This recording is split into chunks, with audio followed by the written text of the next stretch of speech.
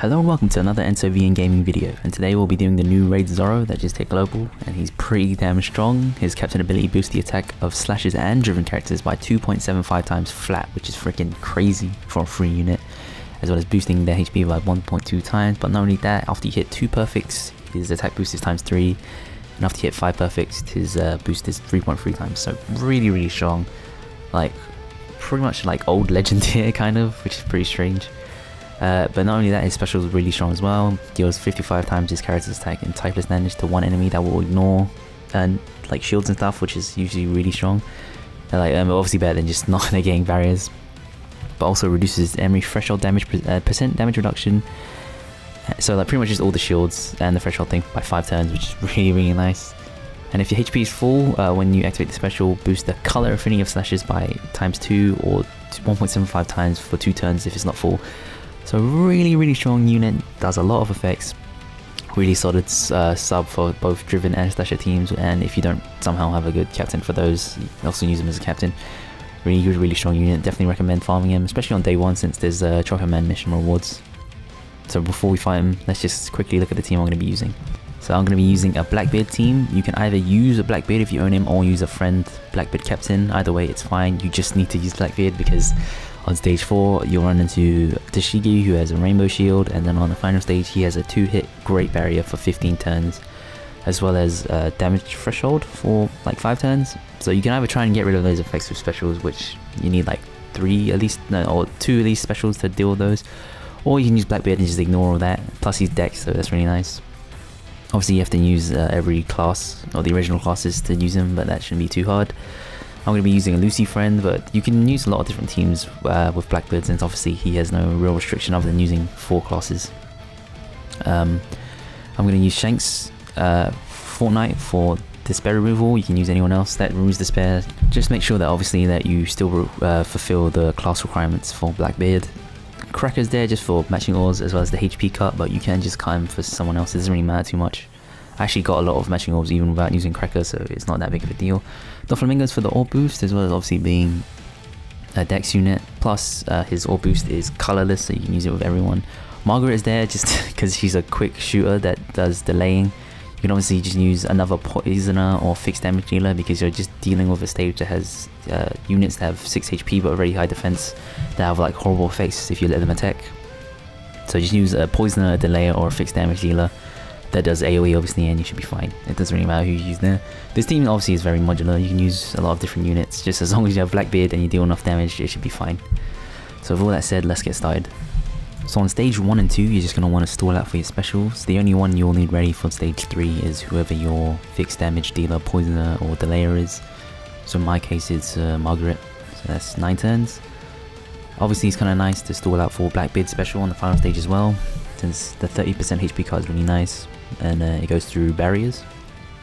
But you should be able to do enough damage. I think this team specifically did like 7 million damage or something without any cotton candy or anything, so with the Cracker like HP cut it should be pretty easy to win even without the HP cut. But if you want to be safe, like scared of like missing perfects or whatever. Unfortunately these towers only take 2 hits, so you can't stall too much on them, but there are a lot of preemptives on every stage. This guy here will lock a random unit for 3 turns. 6 turns, sorry, but it cuts down to 3 if you have anti-bind, which, I mean, you should at this point in the game.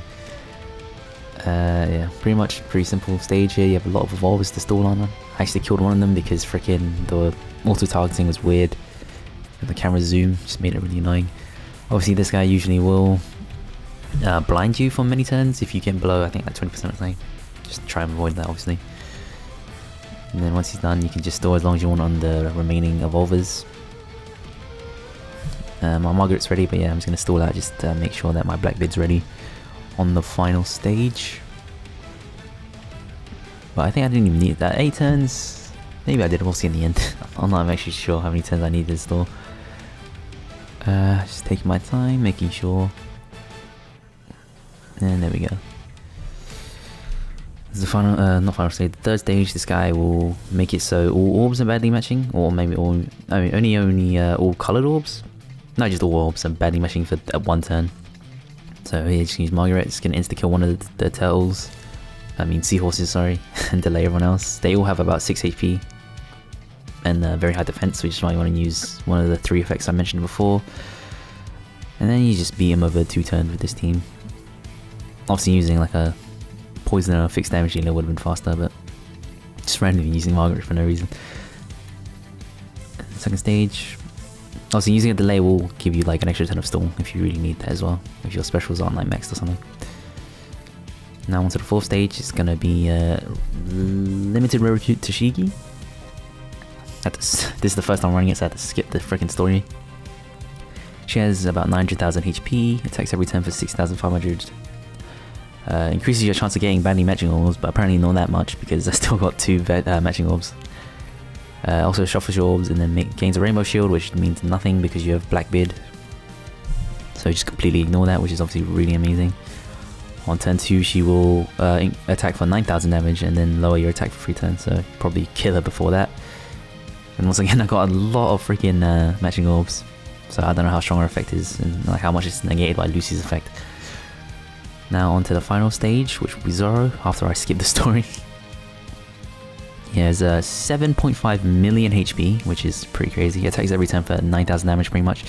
Displays your captains for 5 turns, puts up a threshold of 40,000 damage for 5 turns, as well as having a great barrier for 15 turns of 2 hits, which is freaking insane. Cuts your damage by quite a lot, but luckily you have 2 HP cutters.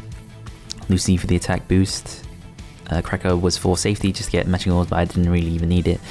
Doflamingo for the ×2 orb boost. And then you're ready to just murder him straight up. Hit great there, which wasn't nice. Margaret obviously does no damage. Hit another great there, and doesn't really matter. About 5 million damage, not too bad. And that's it. Zoro is pretty difficult if you don't have Blackbeard, but otherwise it's pretty simple. Well, that's it for this video. Post any teams you have in the comments down below. If you're feeling generous, you can donate to the PayPal. You can also join the Discord if you like. Thanks for watching, and I'll see you next time, my nakama.